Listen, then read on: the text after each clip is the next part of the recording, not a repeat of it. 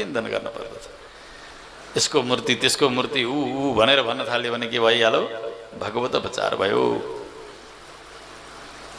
त्यही भगवत उपचार भयो। भागवत उपचार भनेको के हो? वैष्णवजनहरूलाई चित्त दुखाउनु, भन्ने नभन्ने भन्नु, गर्ने नगर्ने गर्नु, उहाँहरूलाई यो के हो? भागवत उपचार। असह्य उपचार भनेको आचार्यका विषयमा गरिएको अपराध, गुरुको निन्दा। गुरुको भनेको मेरा गुरुको त निन्दा गरेका छैन भन्ला। फेरि गुरु भनेका जम्मैको हुनुहुन्छ साक्षात रामानुज स्वामीजी हुनुहुन्छ।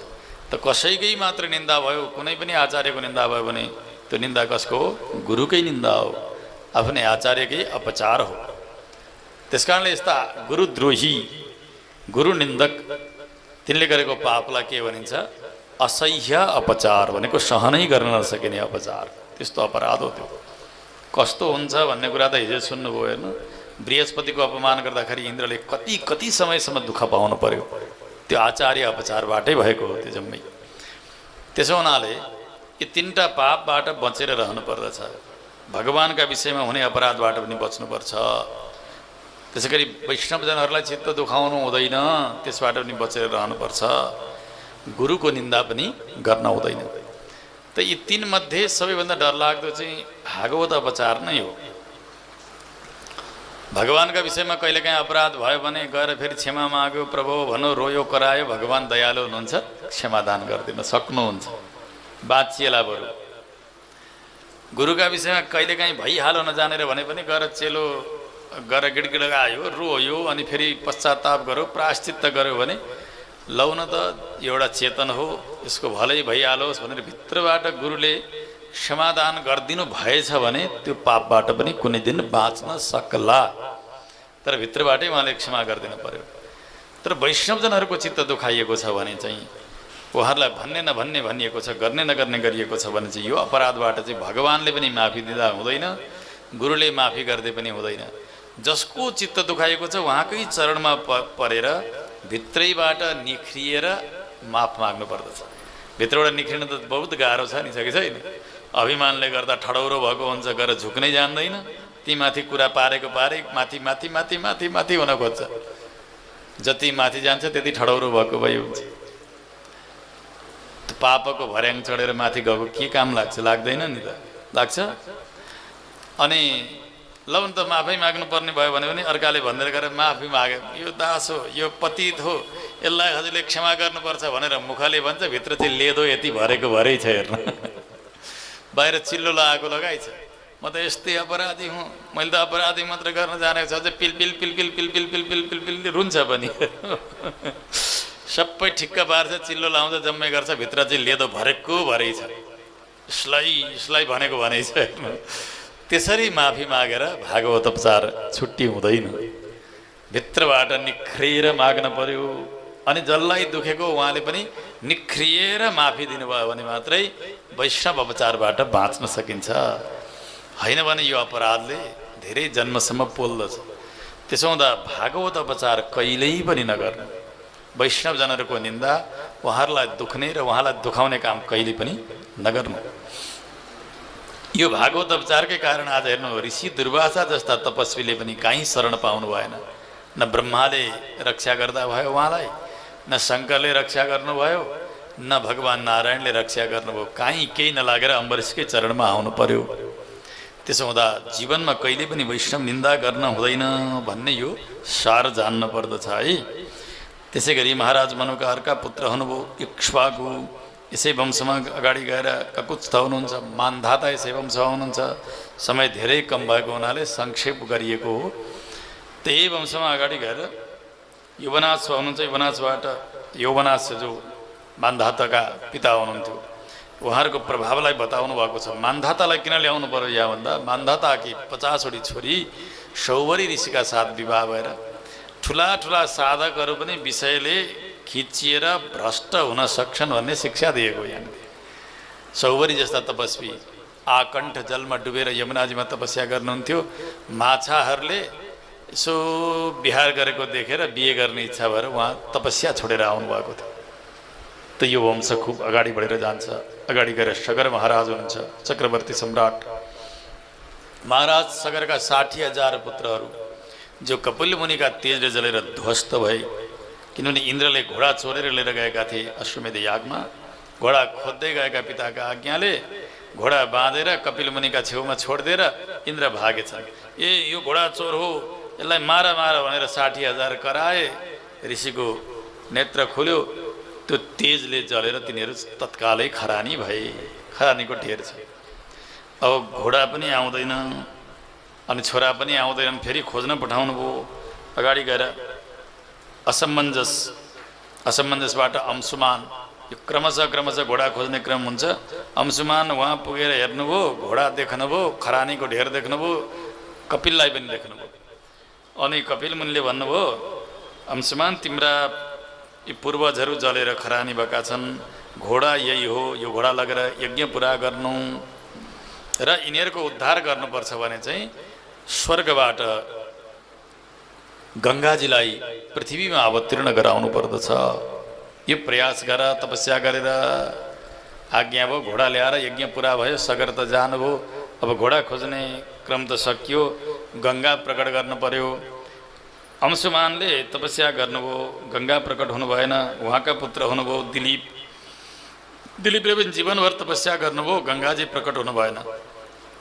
दिलीपका पुत्र हुनुभयो भगीरथ। उहाँले भने तपस्या गर्दा गर्दै गङ्गा प्रकट हुनुभयो। राजालाई सोध्नुभयो गङ्गाजीले, मलाई किन बोलाएको? हजुरलाई म पृथ्वीमा लिएर जान चाहन्छु। राजाले भन्नुभयो, त पृथ्वीमा म त आउँछु, मेरो बेग कसैले धारण गरेन भने, थामिदिएन भने त म स्वर्गबाट यसरी बेगले आएकी हुन्छु। पृथ्वीलाई नि भेदन गरेर म त रसातलमा पुग्छु, काम त हुँदैन। त मेरो बेगलाई कसले धारण गर्छ? भगीरथले भन्नुभयो, भगवान रुद्रले हजुरको बेगलाई धारण गर्नुहुन्छ। माता हजुर आउनुपर्छ। आज्ञा दिनुभयो गङ्गाले।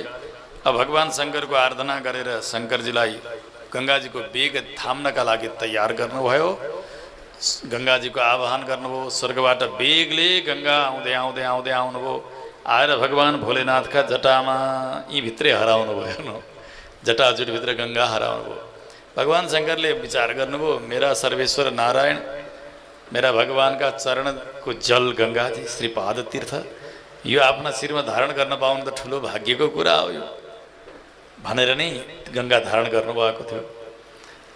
त गङ्गाजीलाई शिरमा धारण गरेको हुनाले उहाँको नाम भयो गङ्गाधर। गङ्गाधर। अब धेरै समयसम्म गङ्गाजी त्यहीँ हराउनु भयो। फेरि प्रार्थना गरेपछि एउटा जटा यसरी निचोरिदिनु भएको थियो। त्यो जटाबाट गङ्गाको एक धारो झर्यो जमिनमा। अब भगीरथ महाराज लिएर जानुहुन्छ रथ अगाडि अगाडि। त्यो रथका पैयामा पछाडि पछाडि गङ्गाजी दौडिरहनु भएको छ। अगाडि अगाडि महाराज भगीरथ, पछाडि पछाडि गङ्गा। दौड्दै दौड्दै दौड्दै दौड्दै दौड्दै पुग्नुभयो गङ्गा सागर। गङ्गाजी सागरमा पुगेर जोडिएको ठाउँलाई गङ्गा सागर भनिन्छ। त गङ्गा सागरमा पुग्दा कपिल मुनि तपस्यामा हुनुहुन्थ्यो। ती सागरका पुत्रहरू खरानी भएर थिए त्यहाँ। गङ्गाजी गएर त्यो खरानीमा प्रवेश गर्नुभयो। गङ्गा जलको स्पर्श हुने बित्तिकै जसरी हामी जमरा राख्छौँ नि, जमरा राख्दाखेरि भर्र उम्रिन्छन् कि उम्रिँदैन जमरा, त्यसै गरी त्यो खरानीका ढेरबाट सागरका 60,000 पुत्रहरू त देवता जस्ता भएर प्रकट भए। हेर्नु, जमरा उम्रे जस्तो। हेर्दा हेर्दै हेर्दा हेर्दै माथिबाट विमान आउँछ। विमानमा चढेर ती सबै सागरका पुत्रहरू जान्छन्। बडा विचित्र भयो। हेर्नु, भगीरथ हेरिरहनु भएको छ। सुखदेव स्वामीजी भन्नुहुन्छ, राजन सावधान, भस्मी भूताङ्ग सङ्गेन स्वर्याता सागरात्मजाः किं पुनः श्रद्धया देवीं ऐसे भन्ते धृतव्रता। कपिल मुनिका तेजले खरानी भएका सागरका 60,000 पुत्रहरू त गङ्गाजीको जलको स्पर्श मात्रै हुँदा उनीहरू मुक्त भए। उनीहरूको गति भयो भने जसले श्रद्धासँग गङ्गाजीको दर्शन गर्दछ, गङ्गामा स्नान गर्दछ, गङ्गाजल पान गर्दछ भने उसको मोक्ष हुनमा पनि कुनै सन्देह होला र? कपिल मुनिको तिरस्कार गर्ने सागरका पुत्रहरू जो खरानी भएका थिए, जलको स्पर्श हुने बित्तिकै उनीहरू मुक्त भयो भने गङ्गाको श्रद्धाले दर्शन स्नान र जलपान गर्छन् भने उनको मुक्तिमा कुनै सन्देह छैन, किनभने अनन्त चरणाम भोज प्रसूताय भवच्छिदा। संसार रूपी रोगलाई नष्ट गर्नकै लागि नै गङ्गाजीको अवतार भएको। कहाँबाट भन्दा अनन्त चरणाम भोज, भगवानका चरणार बिन्दुबाट आउनुभएको, संसार सम्बन्ध नष्ट गरिदिनकै लागि आउनुभएको। हेर्नु, यसो भारतवर्षमा धेरै नदीहरू हुनुहुन्छ जसको चर्चा शास्त्रले गर्नुभएको छ। हिम नदीहरू, त्यसै गरी समुद्रका नदीहरू गङ्गा, यमुना, सरस्वती, कौशिकी, गण्डकी, त्यसै गरी कावेरी, ताम्रपर्णी, पयस्विनी, कृतमाला, कृष्णा, बेणी, भद्रा आदि गरिएका तमाम नदीहरू हुनुहुन्छ। कसैको पनि महत्त्व कसैभन्दा कमी छैन, सबैको उत्तिकै धेरै महत्त्व छ। तर सबैको महत्त्व हुँदाहुँदै पनि दुईटी नदीहरूको चाहिँ विशेष महत्त्व छ। एउटी गण्डकी, अर्की गङ्गा। गङ्गा नदीका विषयमा त तपाईँहरूले अहिले सुनिरहनु भएको छ। भगवानको चरण जब ब्रह्मलोकमा पुग्यो वामनावतारमा, जतिखेर भगवान त्रिविक्रम बन्नुभयो विशाल, त्यो चरण ब्रह्माजीले धोएपछि गङ्गा प्रकट हुनुभएको हो। गङ्गा बनेर त्यही जल नै प्रकट हुनुभएको। भगवानको श्रीपाद तीर्थ हुनुहुन्छ गङ्गाजी। त्यस कारण गङ्गाजल यसै पान गरे भने भगवानको तीर्थ लिएको फल मिल्दछ। त गण्डकी हुनुहुन्छ अर्की। गण्डकी भने भगवानकी आमा हुनुहुन्छ। भगवान सर्वेश्वर गण्डकी महारानीका गोदबाट प्रकट हुनुभएको छ। असङ्ख्य शालग्रामलाई, सर्वेश्वर शालग्रामलाई स्नान गराउँदै गराउँदै गण्डकी बग्नुहुन्छ। त्यस कारणले गण्डकीको जल यसै उठाएर पिउँदा पनि भगवानको तीर्थ लिएको हुन्छ। तीर्थ छुट्टै बनाइरहनै पर्दैन। बनाउन भ्याइयो ठिकै छ, गङ्गा जलले पनि भगवान तीर्थ बनाउन पाए सर्वोत्तम, भ्याइएन भने यसै पिए पनि तीर्थ। त्यसै गरी गण्डकीको जल पनि के हो? साक्षात् तीर्थ। किनभने असङ्ख्य शालग्रामलाई स्नान गराउँदै दौडिरहनु भएको हुन्छ नि त गण्डकी। त्यस कारणले गण्डकीलाई भगवानकी आमा भनेर बताइन्छ।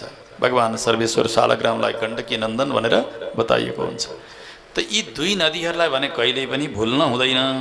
साक्षात् भगवानका श्रीपाद तीर्थहरू यहाँहरू। त गङ्गाजीको जलस्पर्शद्वारा यी सगरका पुत्रहरूको पनि उद्धार भयो। यो वंश खुब अगाडि बढेर गयो। अगाडि गएर खड्वाङ्ग हुनुभयो। खड्वाङ्ग 2 घडीमै आत्मकल्याण गर्नुहुन्छ उहाँले। उहाँका पुत्र हुनुभयो दीर्घबाहु। दीर्घबाहुबाट रघु हुनुभयो। रघुका पुत्र हुनुभयो अज। अजबाट महाराज दशरथ हुनुभयो।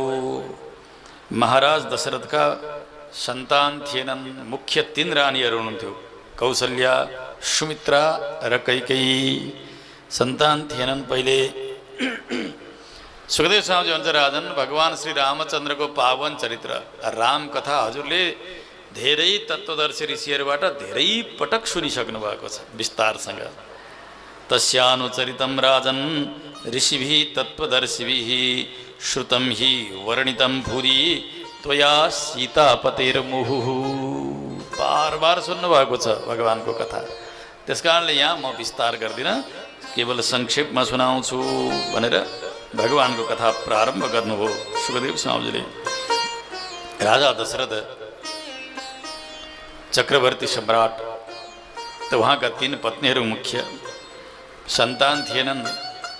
गुरु वशिष्ठलाई आचार्य बनाएर ऋष्यशृङ्गलाई आह्वान गरेर अवधमा सरयू किनारामा पुत्रकामेष्टि नाम गरेको यज्ञ प्रारम्भ गर्नुभएको छ। पुत्रका निमित्त यज्ञ भयो। यज्ञ सम्पन्न हुँदा प्राजापत्य देवता अग्निकुण्डबाट प्रकट हुनुभयो, त्यो अभिमन्त्रित पायस लिएर, दिव्य पायस लिएर। गुरुका आज्ञाले राजाले अब रानीहरूलाई त्यो पायस वितरण गरिदिनुहुन्छ। कौशल्या, सुमित्रा र कैकेयीलाई पायस जति जति अंशमा वितरण भयो त्यति त्यति अंशले भगवान आउनुभएको छ। हेर्नु, 4 भाइ भएर चतुर्धागात भगवान नै 4 बनेर आउनुभएको छ। राम, भरत, लक्ष्मण र शत्रुघ्न। समय हुँदै गयो। चैत्र महिना शुक्लपक्ष नवमी तिथि पुनर्वसु नक्षत्र मध्याह्नका समयमा सर्वेश्वर भगवान श्रीमन्नारायण प्रभु नै जति बेला ग्रह नक्षत्र ताराहरू सबै उच्च उच्च स्थानमा छन्, सारा देवताहरू आकाशमा प्रकट भएर भगवानको अवतारको दर्शन गरिरहेका छन्। त्यस समयमा मध्याह्नमा भगवान सर्वेश्वर नारायण नै श्रीरामचन्द्रका रूपले प्रकट हुनुभयो। श्रीरामचन्द्र भगवानको जय हो। यता कैकेयीले भरतजीलाई पैदा गर्नुभयो, सुमित्राले लक्ष्मण र शत्रुघ्नजीलाई पैदा गर्नुभयो। चार भाइको आवश्यक संस्कारहरू हुँदै गए। दरबारमा बडा आनन्द भएको छ। दशरथजी प्रसन्न हुनुहुन्छ। संस्कार चलिरहेका छन्। श्रीमद् भागवतमा त त्यति धेरै विस्तार छैन, वाल्मीकि रामायणमा पनि भगवानको बाल चरित्रको त्यति धेरै विस्तार छैन। तर गोस्वामी तुलसीदासजीले श्री रामचरित मानसमा भगवानको बाल लीलाको अति सुन्दर वर्णन गर्नुभएको छ। भगवान कहिले घोडामा चढ्ने, कहिले रथमा चढ्ने, कहिले हात्तीमा चढ्ने भाइहरूका साथ, कहिले सरयू किनारामा बालुवाको थुप्रो बनाएर त्यहाँ खेल्ने, कहिले सरयूमा स्नान गर्ने, बडा आनन्दका साथ भाइहरूका साथ भगवान बढ्दै बढ्दै जानुभएको छ। भगवान अब 12 वर्षको हुनुभयो। राजन, एक दिन ऋषि विश्वामित्र आउनुभयो सिद्धाश्रमबाट। राजा दशरथले भव्य स्वागत गर्नुभयो, सम्मान गर्नुभयो। भगवान प्रसन्न हुनुहुन्थ्यो दशरथका दरबारमा, किनभने धेरै समय पछाडि सन्तान जन्मिएको। राजा पनि यति उदार बन्नुभएको थियो। भगवानको अवतार भइसकेपछि जसले जे माग्यो त्यही दिनुहुन्थ्यो। आज ऋषिसँग पनि भन्नुभयो, हे गुरुदेव, हजुरको आगमन भयो, धेरै प्रसन्न छु। मेरो राम लला भएको छ। तपाईँ जे चाहनुहुन्छ म त्यही दिएर सेवा गर्छु, माग्नुहोस्, के चाहनुहुन्छ? विश्वामित्रले भन्नुभयो, म रामलाई वन लैजान आएको हुँ। उहाँ सिद्धाश्रममा म जब यज्ञ गर्न लाग्छु, डरलाग्दा राक्षसहरू आउँछन्, स्वभाव मारिच आदि गरेका। तिनीहरूले यज्ञ विध्वंस गर्छन्। त्यो यज्ञको रक्षाका निमित्त हजुरका पुत्र रामलाई म वन लिएर जान्छु। राजा दशरथले भन्नुभयो, मेरो बाबु, मेरो बालक 12 वर्षको हुँदैछ। उसले शत्रुसँग लड्न जानेको पनि छैन, शस्त्र अस्त्र चलाउन जानेको पनि छैन। गुरुदेव, रामलाई नमागिदिनुहोस्। सेना लिएर हजुरको यज्ञ रक्षाका निमित्त म आफै जान्छु। विश्वामित्रले भन्नुभयो, महाराज, तपाईँले जे चाहन्छु त्यही दिन्छु भन्नुभएको हो कि होइन? हो। त्यस कारणले मलाई राम दिनुहोस्। वशिष्ठ सुन्दै हुनुहुन्थ्यो, राजा निषेध गर्दै हुनुहुन्थ्यो। वशिष्ठ ऋषिले भन्नुभयो, राजन, आजसम्म रघुकुलमा आफ्नो प्रतिज्ञा छोड्ने असत्यवादी कोही पनि भएनन्, तपाईँ मात्रै एउटा कलङ्क हुनुभयो। ऋषिलाई जे चाहनुहुन्छ म त्यही दिन्छु भनेर अहिले फेरि निषेध गर्दै हुनुहुन्छ। तपाईँले के जान्नुभएको छ रामको महत्त्वलाई? ऋषिले जान्नुभएको छ, मैले जानेको छु। पठाइदिनुहोस्। गुरु वशिष्ठको आज्ञा भयो। रामजीलाई बोलाइयो, विश्वामित्रजीका साथ पठाउन लाग्यो। भगवान जाने बेलामा वशिष्ठले लक्ष्मणलाई पनि बोलाएर भन्नुभयो, बाबु तिमी पनि जाऊ दाजुसँग। विश्वामित्रले त रामजीलाई मात्रै माग्नु भएको थियो, लक्ष्मणजीले किन जानु परेको त भन्नु। वाल्मीकि महर्षिले बताउनुहुन्छ, लक्ष्मणजी भगवान श्री रामचन्द्रका प्राण हुनुहुन्थ्यो। प्राण बिना व्यक्ति रहन सक्दैन। बाहिर डुल्ने प्राण भनेका भगवानका लक्ष्मण हुनुहुन्थ्यो। लक्ष्मण बिना भगवान सुत्न पनि सक्नुहुन्न थियो। लक्ष्मणजी बिना भगवान भोजन पनि गर्नुहुन्न थियो। त्यो जानेर नै गुरुले के भन्नुभयो, बाबु तिमी पनि जाऊ। दुई भाइ विश्वामित्रजीका साथ अब वन प्रस्थान गर्नुभएको छ। पहिलो दिन पैदल जाँदै जाँदै अयोध्यामा अलि पर सरयूकै किनारमा विश्राम गर्ने बेला भयो। साँझ पर्यो, सन्ध्या गर्नुभयो ऋषिले। त बालकहरूले अल्पाहार फलाहार केही गरे, अब विश्राम भयो। ऋषि पनि जमिनमा शयन गर्नुभएको छ। यी दुई राजकुमारहरू पनि जमिनमा सुतेका छन्। हेर्नु, साक्षात देवता जस्ता शरीर लिएर आएका यिनीहरू राजकुमार। त्यस्ता पलङमा शयन गर्ने, त्यस्तो भोजन गर्ने, त्यस्तो सुविधाका साथ रहने यी दुई आज जमिनमा घाँस पात बिछ्याएर आफ्ना हातको तकिया लगाएर सुतेका छन्, मस्त निदाएका छन्। बिहान ब्रह्म मुहूर्त भयो। ऋषि उठेर स्नान गर्न जानुभयो सरयूमा। स्नान गरिसकेर सन्ध्या गरिसक्नुभयो। अब त उज्यालो हुन आँट्यो, तर दुवै बालक मस्त निदाइरहेका छन्। ऋषिले विचार गर्नु अब त रामलाई उठाउनुपर्छ, लक्ष्मणलाई उठाउनुपर्छ, किन यात्रा धेरै लामो छ। गएर बोलाउनु पर्यो भनेर जब जानुभयो, गएर भगवानको त्यो शयनकालीन शोभालाई देख्नुभयो। भगवान सुत्ता कति सुन्दर हुनुहुन्थ्यो हेर्नु। त राम र लक्ष्मणलाई जगाउन जानुभएका विश्वामित्रले म किन आएको हुँ भन्ने नि बिर्सिनुभयो हेर्नु, भगवानको त्यो सौन्दर्यलाई देखेर। कहिलेकाहीँ अचम्म देखियो, केही देखियो भने के भन्न आँटेको थियो बिर्सिन्छ नि जसरी। त्यसै गरी भगवान जसरी सुत्नु भएको त्यो जमिनमा हेर्नु, त्यो भगवानको शयनकालीन मुद्रालाई देखेर ऋषि विश्वामित्र रामलाई उठाउन छोडेर रामलाई जन्म दिने आमा कौशल्याको भाग्यको सराहना गर्न प्रारम्भ गर्नुहुन्छ। आहा, कौशल्याले के त्यस्तो तपस्या गरेकी रहेछन् पूर्वजन्ममा। यी राम जस्तालाई पुत्र प्राप्त गरिनेले। कौशल्या सुप्रजा राम पूर्वा सन्ध्या प्रवर्तते उत्तिष्ठ नरशार्दूल कर्तव्यम दैवमान्निकम। कौशल्या सुप्रजा, जगतमा कोही आमा भयो भने आजसम्म कौशल्या भइन्। आहा, यस्ता राम जस्तालाई जन्म दिने ती कौशल्याले पूर्वजन्ममा के त्यस्तो तपस्या गरेकी रहेछ, के त्यस्तो तपस्या गरेकी रहेछन्, धन्य हुन् कौशल्या भनेर कौशल्याको प्रशंसा गर्न थाल्नुभयो। अलि भरे होस आयो उहाँलाई। अनि भन्नुहुन्छ, राम अब त उज्यालो भयो, उठ, अब स्नान गर्नु छ, सन्ध्या गर्नु छ, यहाँबाट धेरै टाढासम्म जानु छ, उठ उठ। जसरी हेर्नु कोही रसोई राम्रोसँग भोजन तयार गर्न जान्ने, मिठाईहरू बनाउन जान्ने त्यस्तो हुनुहुन्छ भने, र मिठाईका पारखीले ती धेरै प्रकारका परिकारहरू बनाएको देखेर आफू भोजन गर्न बस्दाखेरि पहिले त्यो मिठाई खानुभन्दा पहिले, त्यो भोजन लिनुभन्दा पहिले त्यो भान्सेको प्रशंसा गर्छ के। आहा, कति धेरै बनाउनु भएको हजुरले, कति मिठो बनाउनु भएको, कति जान्नु भएको भनेर एकछिन भोजन गर्न बिर्सिएर भान्सेको प्रशंसा गरिन्छ नि जसरी।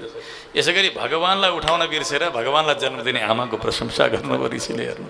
आहा, के त्यो तपस्या तिनको कि रामलाई पुत्र प्राप्त गरिने यिनले उठाउनु भयो।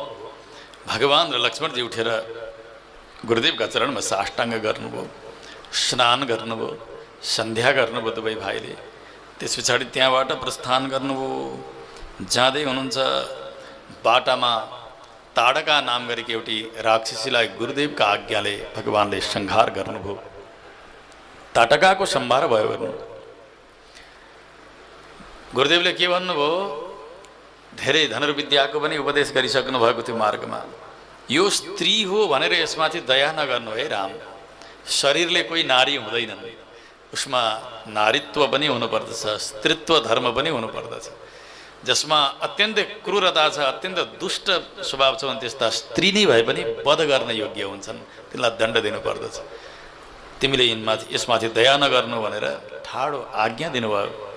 गुरुदेवका आज्ञाले भगवानले सबैभन्दा पहिलो बाण चलाउनु भयो आज एउटी नारीको हत्या गर्नका लागि, एउटी स्त्रीलाई मार्नका निमित्त। यसैबाट के जान्नुपर्छ भने नारी अवध्या हुन्, स्त्रीलाई मार्न हुँदैन, ठिक हो, तर स्त्रीमा के हुनुपर्छ, स्त्रीत्व हुनुपर्दछ। आज भगवान ताटकालाई सक्नुभयो। जाँदै जाँदै अनेक अनेक आख्यानहरू सुनाउँदै लिएर जानुभयो। पुग्नुभयो सिद्धाश्रम। जुन दिन पुग्नुभयो, पुग्ने बित्तिकै भगवानले भन्नुभयो, गुरुदेव अब हजुर यज्ञ प्रारम्भ गर्नुहोस्, हामी यज्ञको सुरक्षा गरिदिन्छौँ, चिन्ता नगरी बक्सियोस्। अब गुरुदेव दीक्षित हुनुभयो हेर्नु, यज्ञमा बस्नुभयो, यज्ञ प्रारम्भ भयो।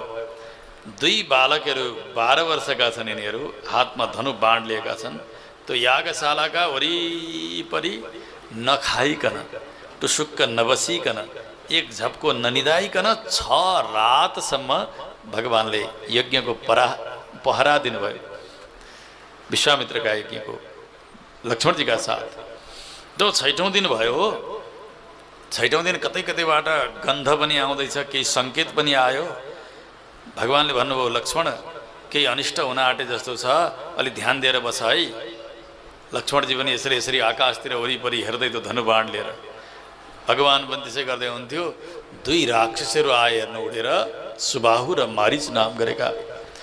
भगवानले एक बाण छोडिदिनु भयो, सुबाहु ती समाप्त भयो। श्री रामचन्द्र भगवानको जय हो। अर्को बाण छोडिदिनु भयो, मारिचलाई छातीमा लाग्यो। त्यो बाणका बेगले यसरी आकाशमा हेर्नु पछाडि धकेलिएर धकेलिएर धकेलिएर धकेलिएर गएर समुद्रमा उहाँ पछारियो मारिचलाई भगवानले अहिले मार्नु भएन, यसको काम पछि छ भनेर छोडिदिनु भयो। यज्ञ पुरा भयो, गुरुदेव अत्यन्तै प्रसन्न हुनुभयो, चरणमा साष्टाङ्ग गर्नुभयो। दुवै बालकले यसरी अङ्कमाल गरेर आशीर्वाद दिनुभयो। स्वस्ति राघवयोरस्तु, यी दुई राघवहरूको, यी रघुवंशीहरूको मङ्गल होस् भनेर गुरुदेवले आशीर्वाद प्रदान गर्नुभयो। अब यता जनकपुरीबाट एउटा निमन्त्रणा आएको छ। राजा जनकले आफ्नी छोरी सीताको स्वयंवरका निमित्त त्यो पुस्तादेखि सेवित शिवधनुमा तादो चढाउने एउटा योजना तयार गर्नुभएको छ। बडे बडे राजा महाराजाहरू राजकुमारहरू आएका छन्, सबै आएका छन्। सीताजी साक्षात् भगवती लक्ष्मीजीकै अवतार हुनुहुन्थ्यो। यज्ञभूमि शोधन गर्दाखेरि सीता भनेको हलोको जो सियो हुन्छ नि, त्यसलाई सीता भनिन्छ संस्कृतमा। त्यहाँबाट प्रकट हुनुभएको हुनाले उहाँको नाम सीता। सीताजी अत्यन्तै सुन्दरी हुनुहुन्थ्यो। संस्कारहरू गराउँदै गराउँदै अपनी छोरी बनाएर राजा जनकले 8 वर्षकी बनाउनु भएको थियो। एक दिन सीताजीले यसो भूमि शोधन गर्ने क्रममा त्यो विशाल शिवधनुलाई सजिलै उठाएर पर सारेर त्यहाँ सफाई गर्नुभयो, फेरि धनुषलाई त्यहीँ राखिदिनु भयो। यो देखेर राजा जनक त छक्क पर्नुभयो। मेरी छोरी त साक्षात् लक्ष्मी पो रहेछन् त। 500 वीरहरूले पनि चलाउन नसकिने, उठाउन नसकिने धनु आज 8 वर्षमा यिनले उठाइन् सजिलैकन। त्यसै बेला प्रतिज्ञा लिनुभएको थियो उहाँले, जुन वीरले यो धनुमा तादो चढाउँछ उसैलाई मात्र मेरी छोरी कन्यादान गरिदिनेछु। सीता स्वयंवरका लागि त्यो धनुर यागको बहाना छ। सर्वत्र निमन्त्रणा पठाइयो, सबै त आएका छन्। ऋषि विश्वामित्रलाई पनि निमन्त्रणा गएको छ। त्यो निमन्त्रणा थाहा पाएर राम र लक्ष्मणलाई दुईलाई साथमा लिएर जनकपुर आउनुभयो। विश्वामित्र ऋषि बाटामा अहिल्याको उद्धार गर्नुभयो। भगवानको जनकपुरी प्रवेश, दिव्य सत्कार। भोलिपल्ट अब धनुर्यज्ञ प्रारम्भ भएको छ।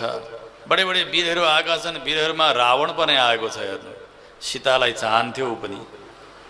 अब त्यहाँ क्रमशः पालै पालो जान्छन्, त्यो धनुलाई उठाउन प्रयास गर्छन्। कसैले यसो छुन खोज्छन्, लड्छन्, कोही हल्लाउन खोज्छन्, लड्छन्, कसैले उठाउन सकेनन्। सबैको पालो सिद्धिसक्यो।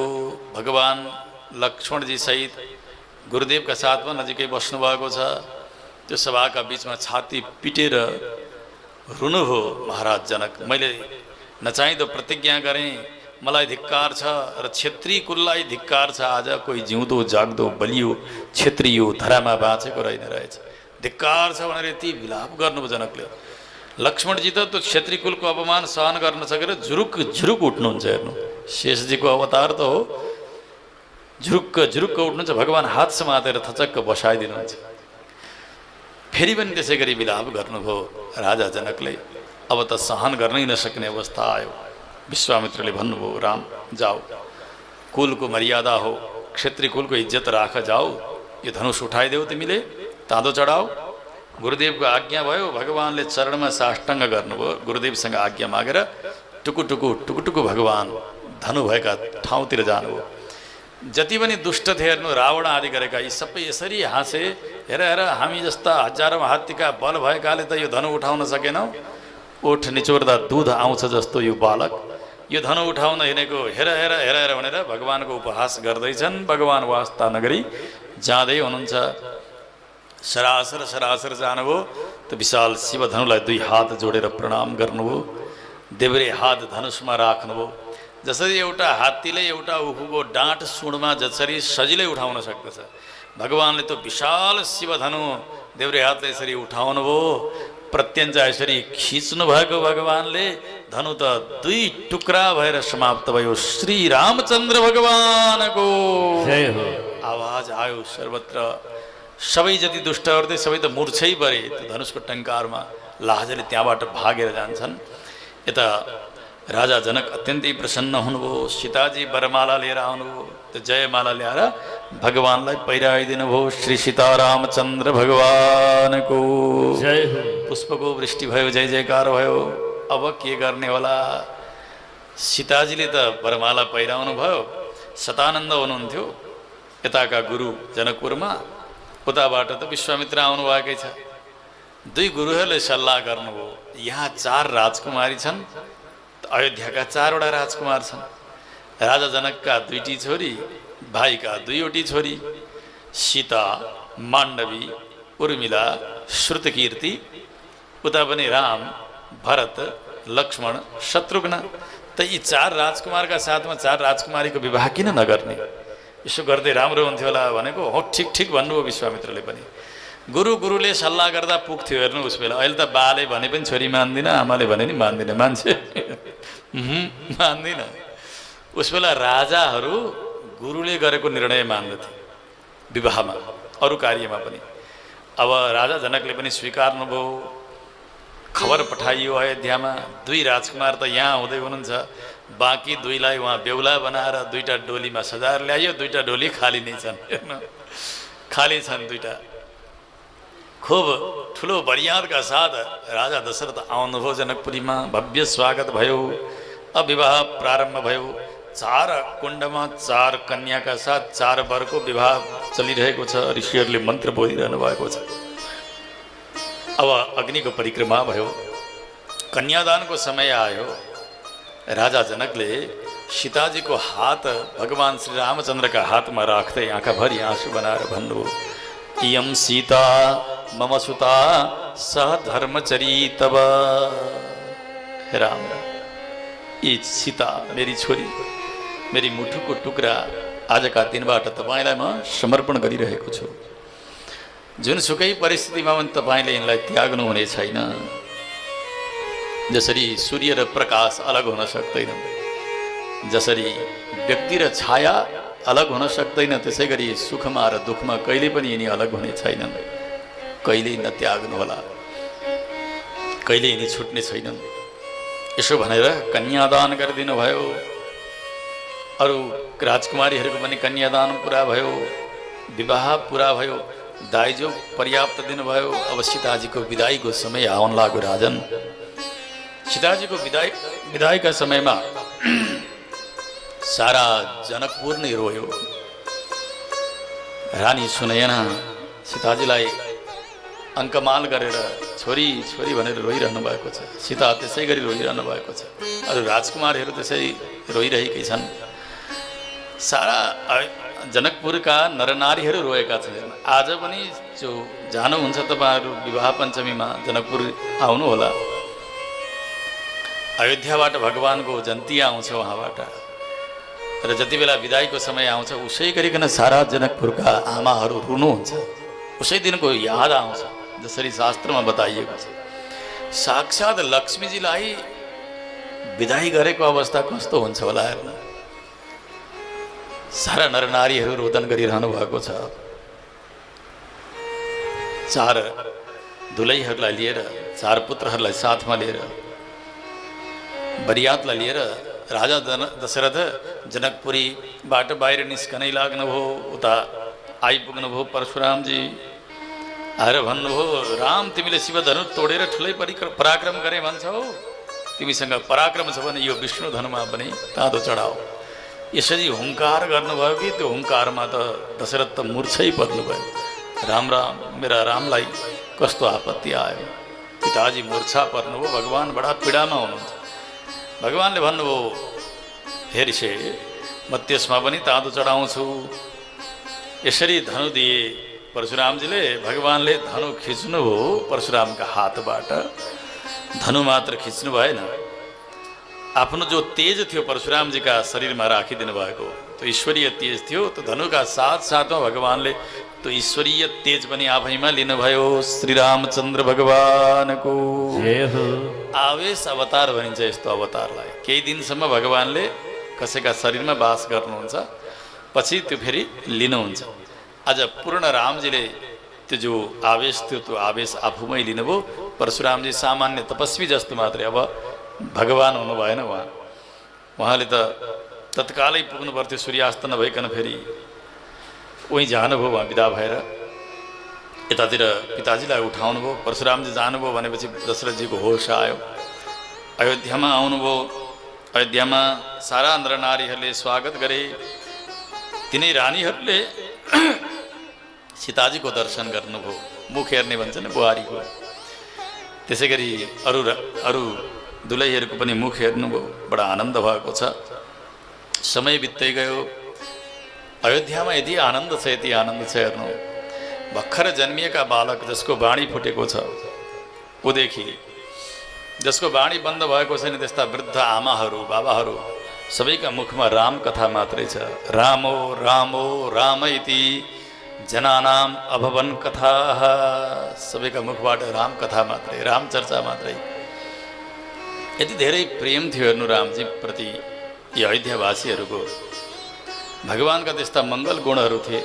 भगवान जब यसो मार्गमा निस्कनुहुन्थ्यो कसैलाई भेट्दा पहिले आफूले प्रणाम गर्नुहुन्थ्यो, मुसुक्क हाँस्नुहुन्थ्यो र भन्नुहुन्थ्यो तपाईँलाई सन्चै छ।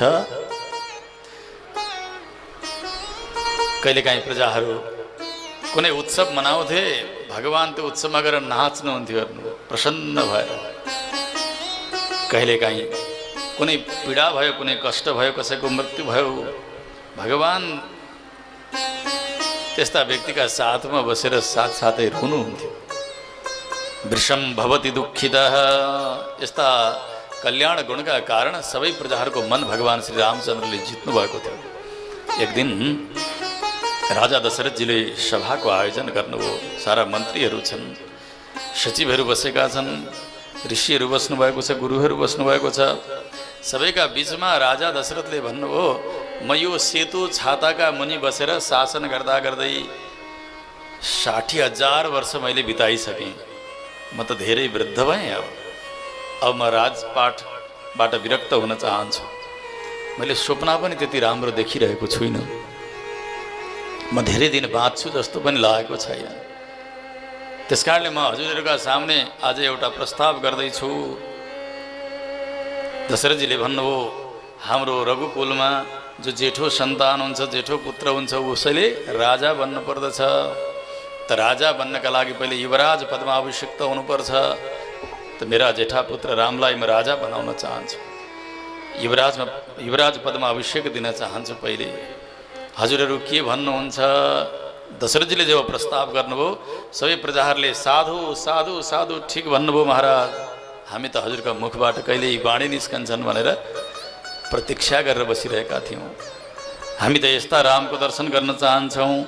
इच्छा मोहि महाबाहुं रघुवीरं महाबलं गजेन महता यान्तं रामं छत्रावृताननं। हाम्रा राम राजा बन्नुभएको होस्, विशाल हात्तीमा उहाँको सवारी चलेको होस्, अयोध्यामा सेतु छाता उडाइएको होस्। त्यसरी राजा बनेका रामको नगर परिक्रमाको दर्शन गर्न हामी हतारिएका छौँ। प्रजाहरूले जब अनुमोदन गरे, दशरथजीले भन्नुभयो, अब पुष्य नक्षत्रका दिन रामको राज्याभिषेक हुनेछ, तयारी गर्नुहोस्। ऋषिहरूलाई पनि प्रार्थना गर्नुभयो, मन्त्रीहरूलाई सचिवहरूलाई पनि आज्ञा दिनुभयो। अब अभिषेकको तयारी हुन थाल्यो। यतातिर रामजीलाई बोलाइयो, प्रस्ताव सुनाउनु भयो दशरथजीले। पिताजीको आज्ञालाई भगवानले स्वीकार गर्नुभयो।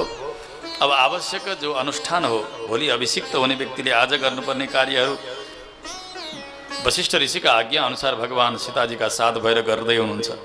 भूमिमा शयन गर्ने, कुशशय्यामा शयन गर्ने, उपवास गर्ने सबै गर्दै हुनुहुन्छ। रानीहरूले पनि सुन्नुभयो, कौशल्याले सुमित्राले सुन्नुभयो, धेरै प्रसन्न हुनुहुन्छ। प्रजाहरूले सब सुने। अब त हाम्रा राम राजा बन्दै हुनुहुन्छ। सबै आनन्दले नाचिरहेका छन्। दीपावली भइरहेको छ, घर घरमा चर्चा भइरहेको छ। अब त हाम्रा राम राजा बन्दै हुनुहुन्छ। प्रसन्नै प्रसन्नता। यता हुँदै गयो, भिडभाड देखिएको छ भवनमा, दरबारमा। त्यो देखेर कैकेयीका छतमा पुगेर हेर्दै गरेकी मन्थराले कसैलाई सोधी कि उत्सव आउन आँटेको छ कि किन हो, के को यो तयारी? कसैले भन्थे, देवी तपाईँलाई थाहा छैन र, अब भोलि त हाम्रा राम राजा बन्दै हुनुहुन्छ, उहाँको अभिषेकको तयारी हो। सुन्ने बित्तिकै माथिबाट दौडेर आएर कैकेयीलाई मन्थराले भन्न लागि, कैकेयी बर्बाद हो, बर्बाद हो। के भयो? अब त राम राजा बन्दैछन्, राम राजा बन्दैछन्। कैकेयी महाराज त यति प्रसन्न हुनुभयो, ओहो मेरो राम राजा बन्दैछन्, कति शुभ समाचार सुनायो तिमीले देवी। यसको बदलामा म के दिउँ? आफ्ना गलामा भएको त्यो हेर्नु हिराको हार थियो, त्यो उठाएर कैकेयीले मन्थरालाई लगाइदिनु भयो। मेरा राम राजा बन्दैछन्। त्यो हार यसरी छिनालेर फ्याँकिदियो उसले। र मन्थराले भने, रुने बेलामा, शोक गर्ने बेलामा हर्ष मानिरहेकी छेस्, बुद्धि छैन तेरो? के भयो देवी, के भयो? त राजाको कुचाल तैँले जानेकै छैनस्। सधैँ रामलाई साथमा राखे, आज तेरा छोरालाई मावल पठाइदिएका छन्। यो अवस्थामा रामको अभिषेक गर्न लागिरहेका छन्। जब राम राजा बन्छ, तेरो भरतलाई मृत्युदण्ड दिन्छ अथवा देश निकाला गरिदिन्छ उसले। कौशल्या त बडा महारानी बन्ने छ, त नोकरानी बन्ने छेस्। तैँले थाहा पाएकी छैनस् राजाको कुचाल। त दुःख मान्ने बेलामा हर्ष मानिरहेकी छेस्। कैकेयीले हात जोडेर मन्थरासँग भन्नुभयो, यस्तो आवाज चाहिँ नबोल मेरा रामका लागि। राम आफ्नी आमा कौशल्याका काखमा भन्दा ज्यादा मेरा काखमा हुर्किएका छन्। जन्मदिने आमा कौशल्यालाई भन्दा ज्यादा श्रद्धा मलाई गर्छन् उनले। त्यस कारणले सबैका लागि बोल, तर मेरा रामका लागि यस्ता आवाजी वचनहरू नबोल। कति हो कति प्रार्थना गर्नुभयो कैकेयीले। तर मन्थराले यसरी यसरी मन्त्रणा गरी, हेर्नु जतिसुकै सज्जन व्यक्ति भयो भने पनि दुष्टका साथमा कुसङ्ग भयो भने उसको बुद्धि एक दिन समाप्त हुन्छ। कैकेयी जस्ती ज्ञानी रानी आज मन्थराका कुसङ्गका कारण उहाँको पनि बुद्धि भ्रष्ट भयो। अब त उहाँले पनि निर्णय लिनुभयो, यो त ठिक भएन, के गरौँ त म? मन्थराले भने, अब मैलो धैलो कपडा लगाएर कोपगारमा गएर बस्नु, कोपगृहमा त्यहाँ गएर बस्नु, जमिनमा लड्नु। राजा दशरथ आउँछन्, आएर प्रतिज्ञा गर्छन्। प्रतिज्ञा गर्दाखेरि त्यस बेला तिमीले दुई वरदान माग्नु, जुन वरदान उस बेला माग्न बाँकी छ। युद्धका समयमा कैकेयीले राजा दशरथको प्राण रक्षा गरिदिनु भएको थियो। त्यस बेला राजाले भन्नुभएको थियो, वरदान माग, दुई वरदान दिन्छु। रानीले के भन्नुभएको थियो, समय आएपछि मागौँला महाराज। मन्थराले भने, यही हो समय, वर माग्नु। राजाले जब सबै दिन्छु भन्छन्, प्रतिज्ञा गर्छन्, अनि के माग्ने सोध्नुभयो कैकेयीले। विवासनं च रामस्य भरतस्याभिषेचनं। रामलाई 14 वर्षका लागि वनवास र भरतलाई राज्याभिषेक, यी दुई वरदान माग्नु। हुन्छ भन्नुभयो। कैकेयी वस्त्र मैला लगाउनुभयो, कोप भवनमा जानुभयो, जमिनमा लड्नु भएको छ, केस खुलेका छन्। त्यो अवस्थामा हुनुहुन्छ। राजा दशरथजीले विचार गर्नुभयो, मेरी प्यारी रानी, कान्छी रानी कैकेयीलाई यो शुभ समाचार, राम राज्याभिषेक, यो समाचार भने म मेरै मुखले सुनाउँछु भनेर कैकेयी भवनमा आउनुभयो दशरथजी। कैकेयीलाई देख्नु भएन। सोध्नुभयो, कहाँ जानुभयो महारानी? सेविकाहरूले भने, महाराज किन हो, किन आज बिहानैबाट कोप भवनमा जानुभएको छ। राजा त धेरै दुखी हुनुभयो, दौडेर जानुहुन्छ, जमिनमा लडिरहनु भएको छ। कैकेयी गएर भन्नुभयो, देवी तिमीलाई के भयो? तिमीलाई सन्चो छैन कि? अथवा कसैले नबोल्ने वचन पो बोलिदियो कि? अथवा तिम्रो कुनै माग छ कि? किन आज यस्तो मङ्गलमय समयमा तिमी यति दुखी भएर लडेकी छौ? भन न देवी, मैले के गरिदिनुपर्छ तिमीलाई? तिमीलाई सन्चो छैन भने मेरा अयोध्यामा कुशल वैद्यहरू छन्, डाक्टरहरू छन्, तिम्रो म उपचार गराउँछु। अथवा तिमीलाई कसैले नबोल्ने कुरा बोलिदिएको छ भने म त्यसको प्राण लिदिन्छु, भन। अथवा तिमीलाई केही चाहिएको छ भने भन, म सर्वस्व दिन तयार छु। किन हो, बोल्न त बोलिदेऊ। कैकेयी फेरि पनि बोल्नु भएको छैन। राजाले बार बार बिन्ती गर्नुभयो र भन्नुभयो, तिमी जे चाहन्छौ म त्यो दिन तयार छु, बाणी त खोलिदेऊ। प्रतिज्ञा गर्ने बित्तिकै कैकेयी झुरुक्क उठ्नुभयो। उठेर भन्नुभयो, इन्द्र, हे वरुण, हे कुबेर, हे यम, हे ग्राम देवता हो, सावधान सावधान सावधान। पागल जस्तो भएर सबै देवताहरूलाई पुकारिरहनु भएको छ। के भयो आज यी रानीलाई, किन यसो भनिरहेकी छिन्? राजा छक्क पर्नुभयो। कैकेयीले भन्नुभयो, रघुकुलका राजा दशरथ, सत्यवादी दशरथजीले मैले जे चाहन्छु त्यही दिन्छु भन्नुभएको छ। हे देवता हो, सावधान। सबैलाई साक्षीका रूपले खडा गर्नुभयो कैकेयीले। दशरथजी हेरिरहनु भएको छ। महाराज, तपाईँले मलाई दुई वरदान दिने आज्ञा गर्नुभएको छ होइन? हो समय आएपछि मैले माग्छु भनेकी थिएँ हो यही हो समय त्यही वर माग्न लागेकी छु। दशरथजीले भन्नु माग देवी के चाहन्छौ? कैकेयीले भन्नुभयो विवासनं च रामस्य भरतस्याभिषेचनम्। आज यसै घडीमा यसै मुहुर्तमा राजोचित पोसाक सबै उतारेर बल्कल धारण गरेर 14 वर्षका लागि रामलाई वनवास, यो पहिलो वरदान। यो सुन्ने बित्तिकै राजा दशरथ विक्षिप्त हुनुभयो। देवी के भनिरहेकी छौ तिमी? तिमी होसमा त छौ? कैकेयीले भन्नु महाराजहरूको पनि एक वर बाँकी छ। जुन अभिषेकका सामग्रीहरू तपाईँले तयार गर्नुभएको छ, यो अभिषेक सामग्रीले मेरा पुत्र भरतको राज्याभिषेक। राजा दशरथ मूर्छा परेर लड्नुभयो। फेरि होस आउँछ, हात जोडेर भन्नुहुन्छ सबै माग परन्तु मेरा रामका लागि वनवास नमाग। देवी के अपराध गरेका छन् मेरा रामले? जन्म दिने आमा कौशल्याका काखमा भन्दा ज्यादा तिम्रा काखमा हुर्किए नि। आफ्नी आमा कौशल्यालाई भन्दा ज्यादा सम्मान रामले तिमीलाई दिन्छन्। उनको के अपराध छ र आज उनलाई यस्तो दण्ड दिइरहेकी छौ तिमीले? सबै माग, आधा राज्य माग्छौ त्यो पनि म दिन तयार छु, तर रामलाई वनवास नमाग, रामलाई वनवास नमाग। कति हो कति बिन्ती गर्नुभयो दशरथजीले रुँदै। तिम्रो पाउ स्पर्श गर्छु, स्पृशामी पादौ, तिम्रा दुवै पाउ सुन्छु म, तर रामका लागि वनवास नभनिदेऊ। अब पनि टसमस हुनुभएको छैन कैकेयी, केही नै टसमस गर्नु भएन। दशरथजी बेला बेला गाली गर्नुहुन्छ, बेला बेला मुर्छा पर्नुहुन्छ, यस्तो स्थिति हुन थाल्यो। अब फेरि सभामा भगवान्लाई लिएर आउने समय भयो। सुमन्त्र गएर भगवान्लाई भवनबाट लिएर आउँदै हुनुहुन्छ। जब भगवान् आफ्ना भवनबाट बाहिर निस्कँदै हुनुहुन्थ्यो, सीताजी थालीमा आरती सजाएर भगवानको मङ्गलानुशासन गर्दै गर्दै द्वारसम्म आउनुभयो। मङ्गलम कौशलेन्द्राय महनीय गुणाब्धये चक्रवर्ती तनूजाय सार्वभौमाय मङ्गलम। मेरा कौशलेन्द्र सरकारको मङ्गल होस्, चक्रवर्ती सम्राट दशरथ जी का पुत्र को मंगल होस्, सार्वभौम सम्राटको मङ्गल होस्, मङ्गल होस्, मङ्गल होस् भन्दै भन्दै भन्दै द्वारसम्म छोड्न आउनु।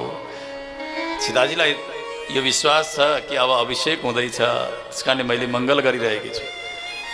सुमन्त्रजीले जब लिएर जानुभयो रथमा, सबै राम राम भनेर नाचिरहेका छन् प्रजाहरू। सभामा पुग्दा पिताजी देखिनु भएन। पिता कहाँ जानुभयो भनेर खोज्दै खोज्दै कैकेयी भवनमा जानुभयो। लक्ष्मणजी पछाडि पछाडि हुनुहुन्छ। कैकेयी भवनमा पनि पिता हुनुहुन्न, माता पनि हुनुहुन्न। को भवनमा देखाइदिए, त्यहाँ जानुभयो। जाँदाखेरि पिता मूर्छा परेर लड्नु भएको छ। माताजीको यस्तो बेहाल छ। त्यो देखेर गएर प्रणाम गर्नुभयो पिताजीलाई।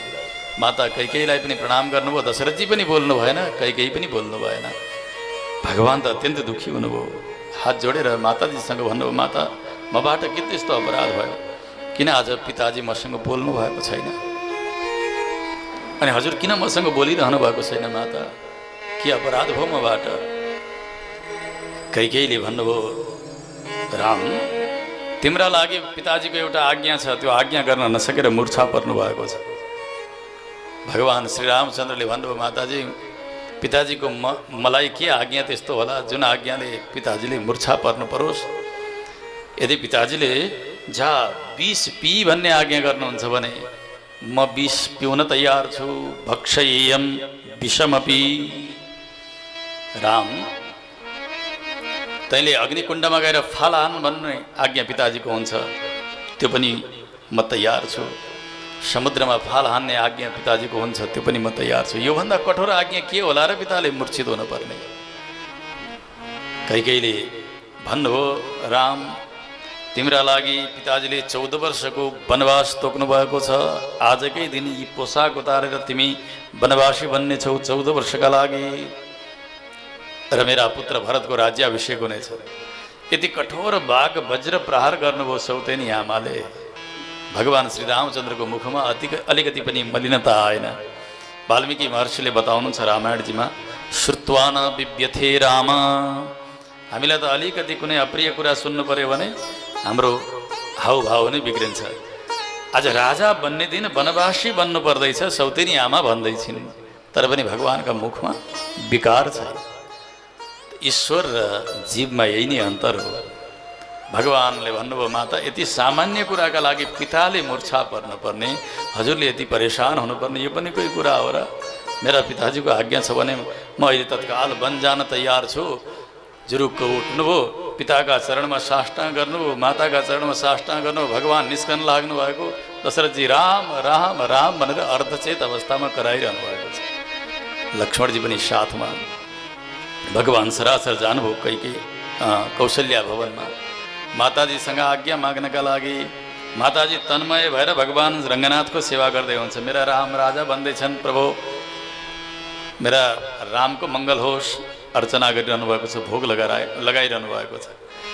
भगवान गएर उभिनु भयो पछाडिबाट। माताजीको त्यो तन्मय अवस्थालाई देखेर भगवानलाई चौतेनी आमाले 14 वर्षका लागि वनवास भन्दा दुःख भएन, तर आमालाई यो अप्रिय समाचार सुनाउन भगवानलाई धेरै कष्ट भयो। कसरी सुनाऊँ मैले यो अवस्थामा? यो अप्रिय समाचार सुन्दा मेरी माताजीको प्राण रहँदैन। भगवान उभिरहनुभयो। केही बेरमा कौशल्याले देख्नुभयो भगवानको मुख मलिन छ। मातालाई प्रणाम गर्नुभयो। राम के भयो, किन दुःखी छौ तिमी? भगवानले सोझै केही पनि भन्नु भएन। हेर्नु, सत्य घटना भए पनि कसैलाई त्यो सत्य सुनाउँदाखेरि कसैको मृत्यु हुन्छ भने त्यस्तो नसुनाउनु शास्त्रले आज्ञा गर्नुभएको छ। अनेक अनेक धर्मका कुराहरू सुनाउनु भयो, नीतिका कुरा सुनाउनु भयो, रघुकुलको मर्यादालाई सुनाउनु भयो, पिताजीको वैभवलाई बताउनु भयो। बताउँदै बताउँदै अन्तिममा भन्नुभयो, पिताजीलाई म सत्यवादी बनाउन चाहन्छु। माताजी, पिताले मलाई 14 वर्षका लागि वन जाने सेवा दिनुभएको छ। यो सुन्ने बित्तिकै ठुलो वृक्ष डम्ब लडे जस्तो कौशल्या लड्नु भयो। भगवान मातालाई उठाइरहनु भएको छ, बोलाइरहनु भएको छ। माताजी बोलिरहन सक्नु भएको छैन। केही बेर पछाडि कौशल्या उठ्नुभयो र भन्नुभयो, राम, सबैभन्दा ठुलो अपराध त मैले यो गरेँ कि तिमीलाई मैले जन्म दिएँ। त कुनै पनि आमाले तिमी जस्ता पुत्रलाई जन्म दिन्छन् अनि उनी राजा बन्दै गर्ने मुहुर्तमा उनले वनवासी बनेको तिनै आमाले आफ्नै आँखाले हेर्नुपर्छ। त्योभन्दा ठुलो कष्ट के हुन सक्छ र? तिमी जन्मिएका थिएनौ, सन्तान छैनन् भन्दै त्यति नै मैले सन्तोष गरेकी थिएँ। परन्तु तिमी जस्ता पुत्र जन्मिएर आज वनवास, त्यो पनि मैले हेरिरहनु परेको छ। मेरो यो शिर किन टुक्रा टुक्रा भएको छैन, किन मेरो यो मुटु फुटिरहेको छैन? यस्तो अप्रिय समाचार सुनेर पनि धिक्कार छ मलाई, धिक्कार छ भनेर रोनुभयो धेरै।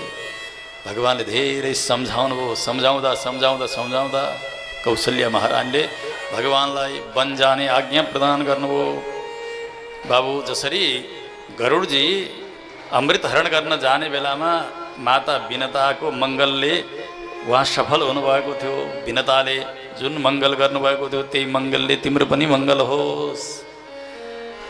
पूर्व दिशामा इन्द्रले तिम्रो रक्षा, दक्षिणमा यमले, पश्चिममा वायुले, उत्तरमा कुबेरले तिम्रो रक्षा गर्नुहोस्, स्थान देवताहरूले रक्षा गर्नुहोस् भनेर धेरै मङ्गलाशासन गरेर भगवानलाई वन जाने आज्ञा माताजीले प्रदान गर्नुभयो।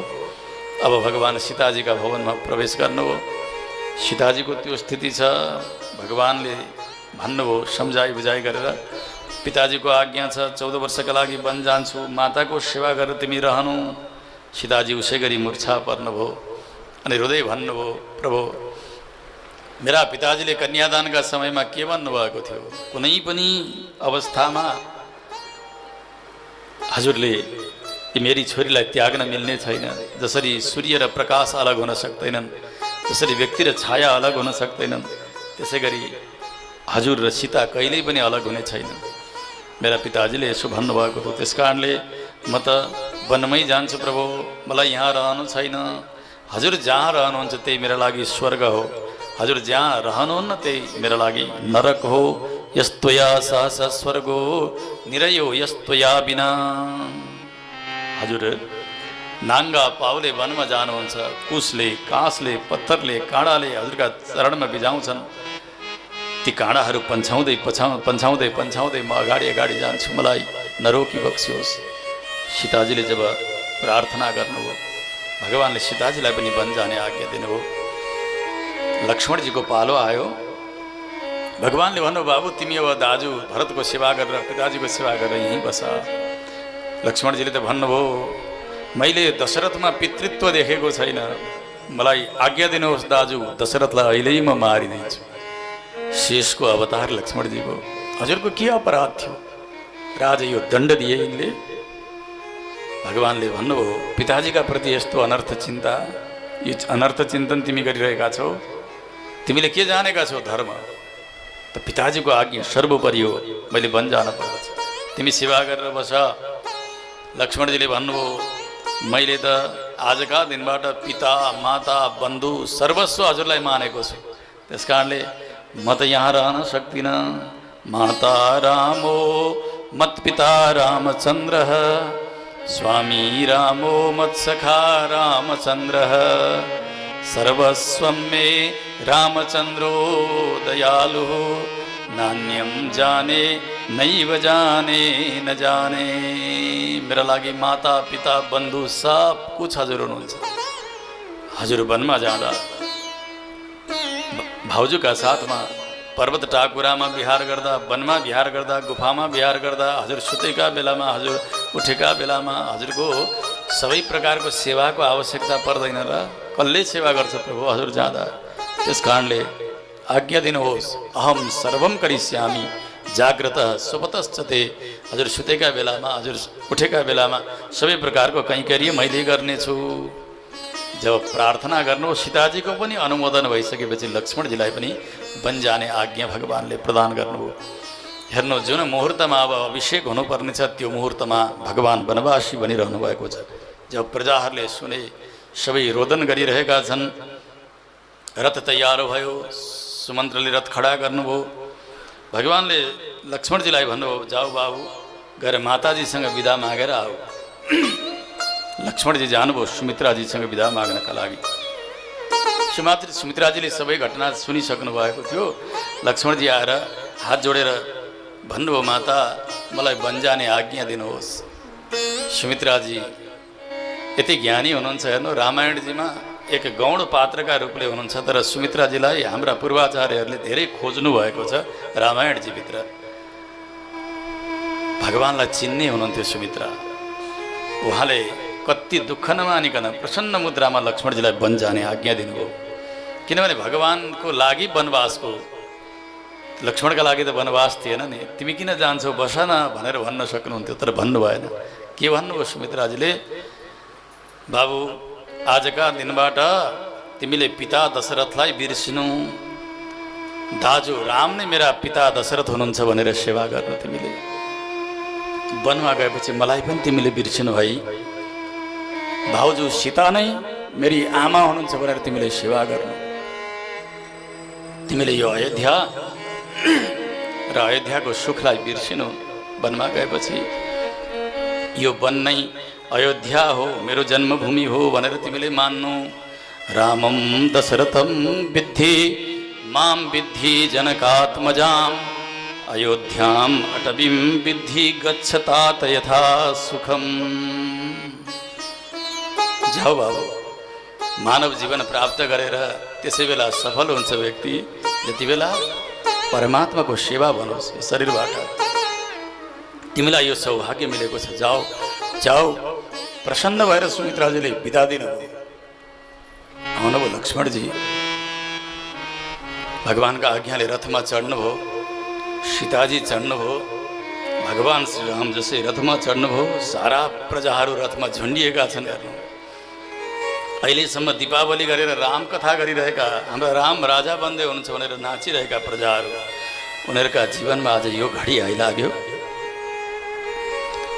बालकदेखि वृद्धसम्म राम रामदेखि केही पनि गर्नुहुन्थ्यो। हेर्नु, स्त्रियो वृद्धा तरुण्यश्च सायं प्रातः समाहिताः सर्वान् देवान् नमस्यन्ति रामस्य अर्थे यशस्विनः। वाल्मीकि महर्षिले बताउनुहुन्छ, सम्पूर्ण देवताको वन्दना गरेर एउटै कामना गर्नुहुन्थ्यो, सारा नरनारीहरू, बालकहरू पनि वृद्धहरू पनि हाम्रो रामको मङ्गल होस्, हाम्रो रामको कल्याण होस्।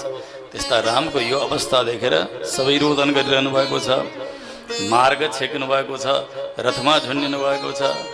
सबैका मुखबाट एउटै मात्रै आवाज छ, हे राम हामीलाई छोडेर नजानुहोस्। केवल मनुष्य मात्र रोएका छैनन् राजन। भगवानको वनवासका समयमा अपि वृक्षाः परिम्लानाः भगवानको त्यो वियोग सहन गर्न नसकेर सारा लताहरू वनस्पतिहरू वृक्षहरू सबै ओइलाउन थाले, पुष्पहरू ओइलाएर झर्न थालेका छन्। पशुहरूका मुखबाट पनि चित्कार मात्रै आइरहेको छैन, पक्षीहरू पनि आफ्ना भाषामा रोइरहेका छन्। सरयू आदि गरेका नदीहरू पनि भगवानको विरह सहन गर्न सकेर खट खट उम्लिरहेका छन्। उपतप्तोदका नद्यः, यस्तो स्थिति भयो। भगवानको रथ अगाडि बढ्न लाग्यो। सबैले आफ्ना भाषामा भगवानलाई वन नजानका लागि निवेदन गरिरहेका छन्। नजाऊ राम माया मारेर अयोध्यालाई अन्धकार पारेर, नजाऊ राम माया मारेर। जय श्रीमन्नारायण, जय श्रीमन्नारायण।